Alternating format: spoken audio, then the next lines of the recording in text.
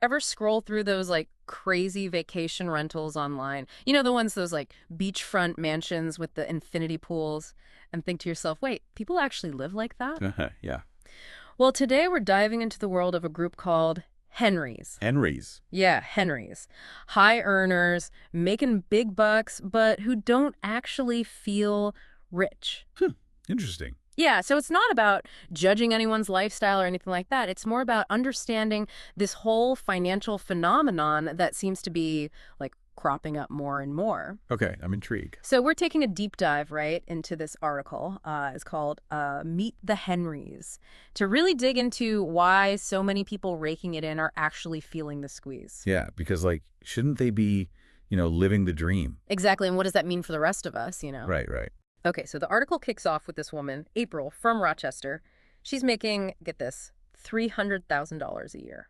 Wow, that's a dream salary for a lot of people. Right. But, Uh, and there's always a but, right? She's got $90,000 in student loan debt, 3 kids, childcare costs that could fund like a small startup, I swear, and her husband.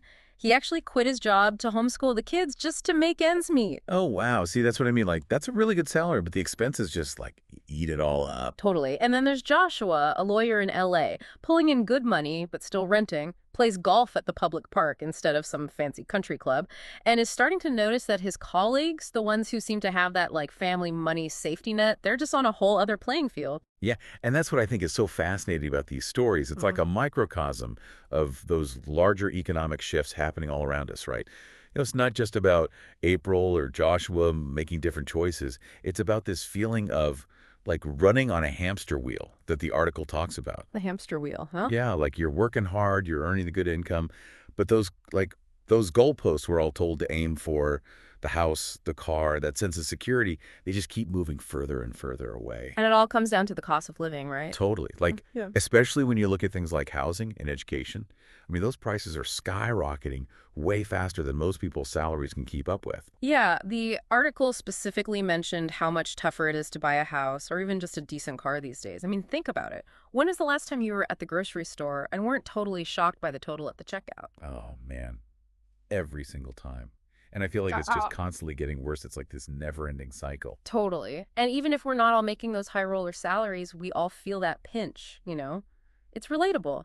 And that's where I think this whole idea of lifestyle creep comes in. Hmm. Like as we earn more, we tend to spend more, even without really realizing it. Lifestyle creep. Never heard of that. Yeah, it's like insidious almost. Hmm. And the article really highlights this disconnect between what we expect.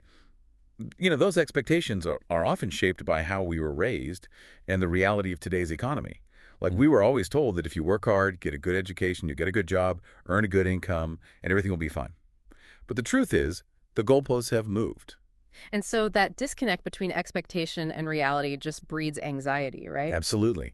And it's not just those high earners. I mean, everyone's feeling it. The whole economic landscape just feels, I don't know, unstable. Yeah, for sure. And it makes you think, right? Like, if even these people with great jobs and big incomes are feeling squeezed, what does that say about the bigger picture? Right.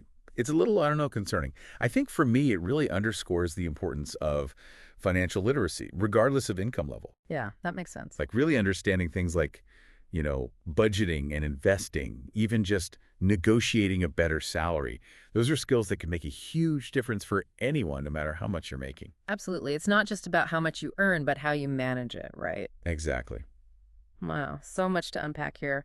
I think for me, the big takeaway is that financial security might not be about reaching some magic number in your bank account, but more about how you approach your finances, period. It's a good reminder for all of us, no matter where we fall on the income spectrum. 100%. Well, that's about all the time we have for today's deep dive. What resonated most with you?